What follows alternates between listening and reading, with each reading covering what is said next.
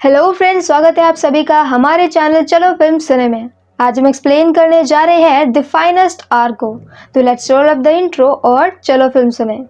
तो कहानी शुरू होती है नवंबर 1951 से, जहां पर हम बर्नी नाम के काफ़ी हैंडसम से लड़के को देखते हैं।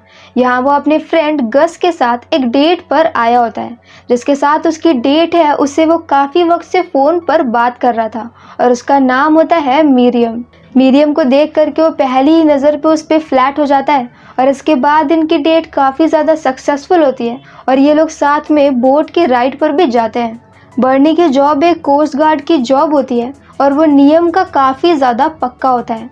मतलब कि बर्नी कभी भी कोई भी रूल नहीं तोड़ता है।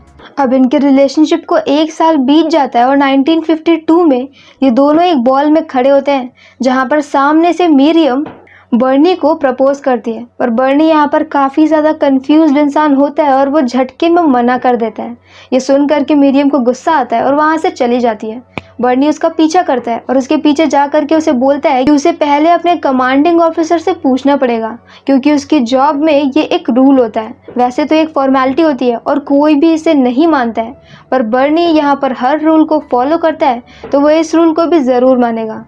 और ये सुनने के बाद मीरियम का गुस्सा भी शांत हो जाता है। अब नेक्स्ट सीन में यहाँ पर बर्नी अपने ऑफिस में जाता है और यहाँ वो अपने सीनियर से अपनी शादी की बात कर ही रहा होता है कि उसका सीनियर काफ़ी ज़्यादा परेशान होता है, क्योंकि आज बहुत बड़ा तूफान आ रहा है और दो बड़े बड़े शिप्स पानी के अंदर उतरे हुए हैं और दोनों ही शिप ऑलमोस्ट डूबने वाले हैं।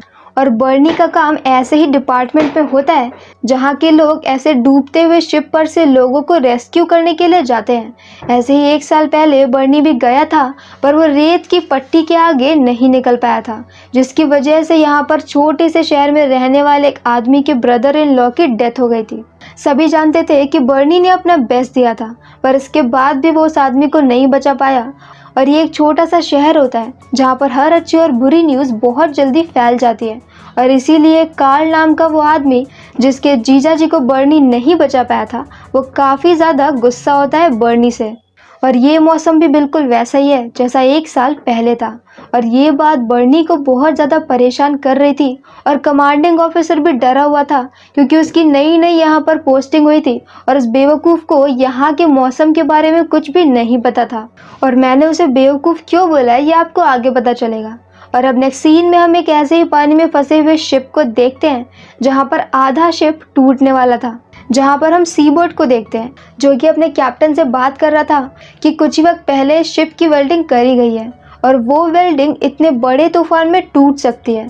थोड़ी देर में यहाँ पर उसे कैप्टन का सिग्नल मिलना बंद हो जाता है और जब वो लोग बाहर जा कर के देखते हैं तो देखते हैं कि शिप दो टुकड़ों में बट चुका है और सामने वाला टुकड़ा डूब जाता है। तो अब यहाँ पर सारे वर्कर्स ही होते हैं जो जिंदा बचे होते हैं। और अब यहाँ पर इंजन रूम में काफ़ी सारा पानी भी भरने लगता है। सभी लोग काफ़ी ज़्यादा परेशान हो जाते हैं और इन्हीं में एक बंदा होता है जिसका नाम होता है ब्राउन। उसके पास ज़्यादा दिमाग नहीं होता है और वो छोटे से दिमाग से ये सोचता है कि वो छोटी सी लाइफ बोट को लेकर के इतने बड़े तूफान में चला जाएगा। और कुछ लोग इसके सपोर्ट में होते हैं और बाकी लोग इसके अगेंस्ट में होते हैं। अब यहाँ पर सीबर्ट आता है और उन्हें सारी सिचुएशन अच्छे से समझाता है। वो उन्हें कहता है कि आधा शिप डूब चुका है, लेकिन दो इंजन अभी भी काम कर रहे हैं, तो कुछ वक्त तक ये शिप डूबेगा नहीं। हमारे पास भोपू है, हम उसे लगातार बचाते रह सकते हैं, ताकि वो लोग जो हमें रेस्क्यू करने के लिए आ रहे हैं, अगर कोई आ रहा है तो वो इसकी आवाज़ से सुन करके पता लगा लेंगे कि हम लोग कहाँ पर हैं। बाकी सबको तो ऐसा लग रहा होता है कि कोई भी उन्हें बचाने के लिए नहीं आएगा, पर यहाँ पर सीबर्ट को पता होता है कि उनकी इकलौती उम्मीद रेस्क्यू टीम है। वो बताता है कि आगे एक रेत की पट्टी है और अगर वो अपनी शिप को रेत की पट्टी पर चढ़ा दे तो उनका शिप कुछ वक्त के लिए डूबने से बच जाएगा और रेत की पट्टी पर ही टिका रहेगा। और इस तरह से वो थोड़ा सा रेस्क्यू टीम को और टाइम दे सकते हैं ताकि वो लोग उन्हें बचा सके। यहाँ पर थोड़ी देर में उनका रेडियो ऑन हो जाता है, जहाँ पर उन्हें सुनने को मिलता है कि एक दूसरी शिप भी डूब रही है और एक रेस्क्यू टीम उसे बचाने के लिए निकल चुकी है, पर उनके लिए कौन आ रहा है या फिर नहीं आ रहा है उन्हें नहीं पता। नेक्स्ट सीन में हम यहाँ पर बर्नी को देखते हैं, जहाँ पर बर्नी का एक कलीग उसका मजाक उड़ाता है। क्योंकि मीरियम ने बर्नी को प्रपोज किया था, ना कि बर्नी ने मीरियम को। और ये 1951 होता है जहाँ पर लड़की सामने से आकर के प्रपोज करे, ये नॉर्मली लोगों को गवारा नहीं होता है। वो कलीग ये बोल रहा था कि इस रिश्ते में दोनों ही मर्द हैं, जिसे सुन करके बर्नी को अच्छा नहीं लगता है, और वो कभी भी गुस्सा भी नहीं होता है और हमेशा शांत ही रहता है, इसीलिए वो कुछ भी नहीं बोलता है। और तभी वहाँ पर उनका कमांडिंग ऑफिसर आता है, जो कि एक दूसरी टीम को बोलता है कि वो जाए उसे शिप को बचाने के लिए जिस पर सीबर्ट है। तो वो आदमी ये बोलता है कि अगर वो लोग सामने से रेत की पट्टी पे से होते हुए जाएंगे तो वो लोग ज़रूर ही डूब जाएंगे, और ये बात सच भी होती है। इसीलिए वो लोग दूसरे रास्ते से जाएंगे जहाँ पर जाने में बहुत लंबा वक्त लगेगा, फिर एटलीस्ट वो लोग पहुँच तो जाएंगे। सबको ये बात समझ में आ जाती है कि वो बस अपनी जान बचा रहा है और उसे रेस्क्यू करने में कोई भी इंटरेस्ट नहीं है, पर फिर भी कमांडिंग ऑफिसर उसे भेज देता है। दूसरी तरफ यहाँ पर सभी लोग के साथ मिल करके सीबर्ट शिप को मैनुअली चलाने का सिस्टम बनाने लगता है कि तभी वहाँ पर उसे पता चलता है कि ब्राउन अभी भी बोट को ले जाने की बात कर रहा है। ये सुन के उसे गुस्सा आता है और वो जाकर के बोट की रस्सी काट देता है। सीधे बोट नीचे गिर जाती है और एक ही सेकेंड में चकनाचूर हो जाती है। और अब ये देख करके फाइनली ब्राउन को अपनी बेवकूफ़ी समझ में आती है, और इसके बाद सभी लोग सीबर्ट की बात मानने लगते हैं। और अब वो लोग मैनुअली उस शिप को चलाना शुरू कर देते हैं और शिप भी चलने लगती है। और अब यहाँ पर लहरें इतनी तेज़ होती हैं कि इनकी रफ्तार बहुत तेज़ हो जाती है और ये लोग रेत की पट्टी से आगे निकल जाते हैं। इसीलिए अब यहाँ पर कैसे भी करके सीबर्ट को रफ्तार कम करनी पड़ेगी। साथ ही में वो रॉड जिसकी हेल्प से वो लोग इसे मैनुअली चला रहे थे वो भी टूट जाती है।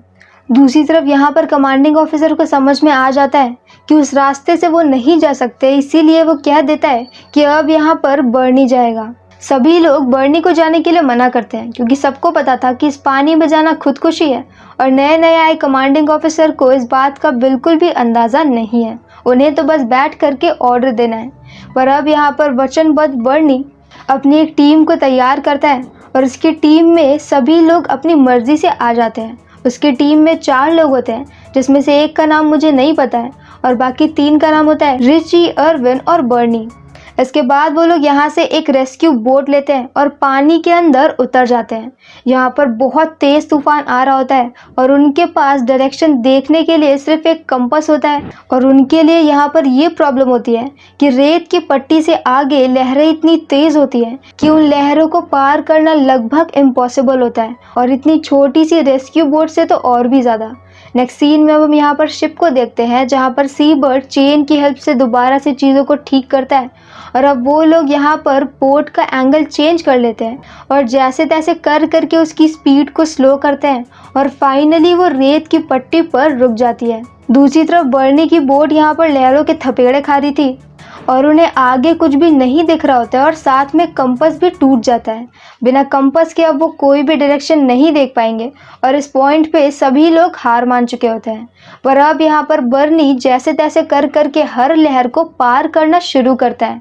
वो बड़ी बड़ी लहरों के अंदर और ऊपर से अपनी बोट को लेकर के जाता है, और इसी तरह से वो 4-5 लहरें पार करता है। पर अब यहाँ पर आगे और भी ज़्यादा मौसम ख़राब हो जाता है, और अब यहाँ पर बर्नी के दूसरे दोस्त भी कहने लगते हैं कि उसे वापस आ जाना चाहिए। सबकी हिम्मत टूट चुकी थी, पर बर्नी के अंदर अभी भी हिम्मत बची होती है। यहाँ पर वो अपनी बोट में लगी हुई लाइट को ऑफ कर देता है ताकि सामने से अगर कोई भी लाइट आए तो उन्हें दिखाई पड़ जाए, और फिर वो लहरों के साथ में बहता जाता है।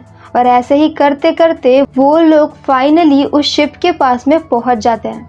शिप के अंदर के भी सभी लोग ये देख करके खुश हो जाते हैं कि फाइनली उन्हें रेस्क्यू करने के लिए कोई आ गया है, और अब सभी लोग धीरे धीरे कर करके शिप पे चढ़ने लगते हैं। पर ये लोग बहुत ज़्यादा होते हैं।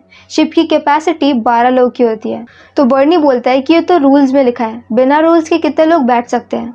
तो यहाँ पर रिची उसे बताता है कि 20-22 लोग आ जाएंगे, पर इसके बाद भी बर्नी यहाँ पर पूरे 32 लोग को अपनी बोट के ऊपर बिठा लेता है, और सबके चढ़ते ही वो शिप वहीं पर डूब जाती है। अब ये लोग जब पानी से वापस आ रहे थे तभी यहाँ पर दोबारा से कनेक्शन बन जाता है, क्योंकि इससे पहले उनका कनेक्शन ख़राब हो गया था, जिसकी वजह से बर्नी अपने सीनियर की बात नहीं सुन पा रहा था।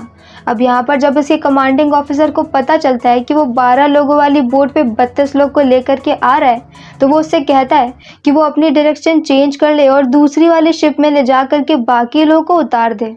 बर्नी को ये सुनने में काफ़ी ज़्यादा बेवकूफ़ी वाला डिसीजन लगता है, क्योंकि वो इतनी मेहनत से 32 लोगों को बचा करके लेकर के जा रहा है और अब वो इस तूफान में उन लोग को दोबारा से एक दूसरी आधी टूटी बोट पर छोड़ करके आ जाए। और अब ये सुन करके उसे फाइनली समझ में आ जाता है कि उसका कमांडिंग ऑफिसर बनने के लायक नहीं है और इसके बाद वो अपना रेडियो बंद कर देता है। बर्नी वेबर, जिसने कि अपनी पूरी लाइफ में एक भी रूल नहीं तोड़ा, फाइनली उसे समझ में आ गया कि सिर्फ रूल्स पर चलने से वो अपनी राह खुद से नहीं बना पाएगा और इस पॉइंट पे आकर के उसने रेडियो बंद कर दिया और अब यहाँ से वो अपना रास्ता खुद चुनेगा। और अब वो अपनी बोट से लहरों की तरफ को बढ़ने लगता है और लहरों के साथ साथ वापस आने लगता है। पर प्रॉब्लम यहाँ पर ये होती है कि पूरे शहर की बत्ती चली जाती है और बर्नी को यहाँ पर दूर से समझ में नहीं आ रहा था कि किनारा कहाँ पर है। पर अब यहाँ पर शहर के सभी लोग अपनी कार को समुद्र के किनारे लगा देते हैं और उन कार्स की हेडलाइट को देख करके बर्नी को भी समझ में आ जाता है कि वो किनारे पर पहुंच गया है। और फाइनली एक बहुत बड़ी तूफानी रात में बर्नी 32 लोगों को बचा करके ले आता है। यहाँ पर उसकी गर्लफ्रेंड भी उसका वेट कर रही होती है और अब यहाँ पर वो मीरियम से बोलता है कि उसे अपनी शादी के लिए किसी और की परमिशन की ज़रूरत नहीं है। और अब यहाँ से हमें समझ में आता है कि जो रेस्क्यू बोट लेकर के पानी के अंदर गया था वो दूसरा बर्नी था और जो पूरी मुश्किल को पार करके वापस आया है वो एक नया बर्नी है। और इसी हैप्पी एंडिंग के साथ ये मूवी यहीं पर खत्म हो जाती है। अब एंड सीन में हम रियल बर्नी को देखते हैं, जिन्हें और उनके साथियों को गोल्ड लाइफ सेविंग मेडल मिला था क्योंकि उन्होंने कुछ ऐसा कर दिखाया था जो कि लगभग इम्पॉसिबल था। और ये कहानी एक सत्य घटना पर आधारित है।